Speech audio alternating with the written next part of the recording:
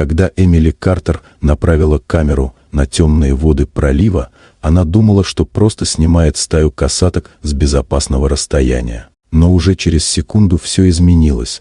Охота резко сменила направление, прямо в сторону их маленькой лодки. Это стало началом пугающей встречи с дикой природой, полностью зафиксированной на камеру. Утро 2 ноября 2025 года казалось обычным. Эмили вместе с друзьями Джейком Миллером и Сарой Браун отправилась на прогулку, чтобы понаблюдать за китами. Они получили уведомление о том, что неподалеку замечена группа касаток, и решили воспользоваться шансом. Погода была типичной для начала зимы.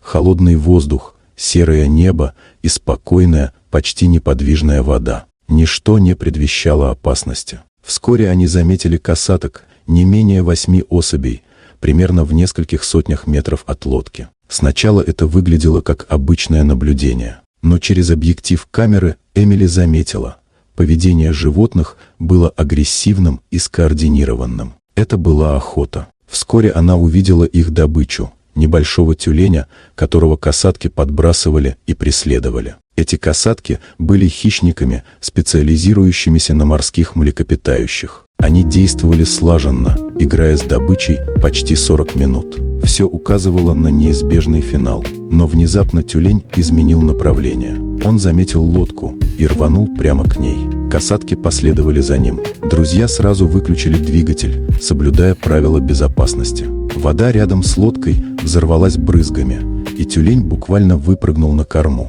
Он был крупным, тяжелым и явно в панике. Ситуация стала опасной. Испуганное дикое животное могло напасть. Но тюлень не обращал внимания на людей.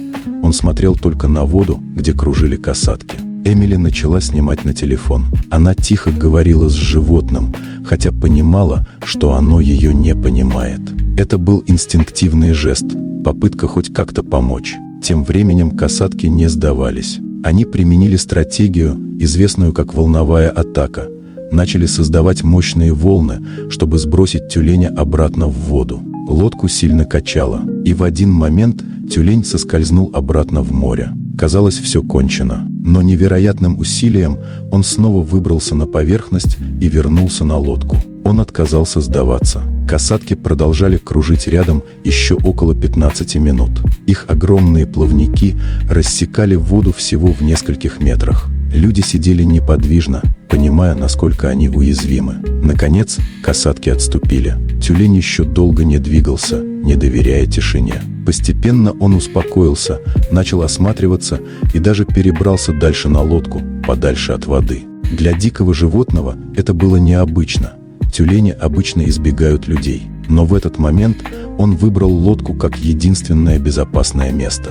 Когда стало ясно, что опасность миновала, друзья медленно направились к берегу. Тюлень спокойно оставался с ними, словно понимал, что его везут в безопасное место. У берега он осмотрелся, убедился, что вокруг спокойно, и затем тихо соскользнул обратно в воду, уже без паники. Он сам пришел и сам ушел. Позже видео Эмили разлетелось по всему миру. История вызвала бурные споры. Нужно ли вмешиваться в природу или оставить все как есть? Но сама Эмили уже сделала свой выбор тогда, на воде. Она не вмешивалась. Она просто позволила тюленю остаться. И, возможно, именно это спасло ему жизнь. Эта история напоминает, даже в самых жестоких моментах природы существует нечто общее для всех живых существ – стремление выжить. И иногда самое сильное решение – это ничего не делать.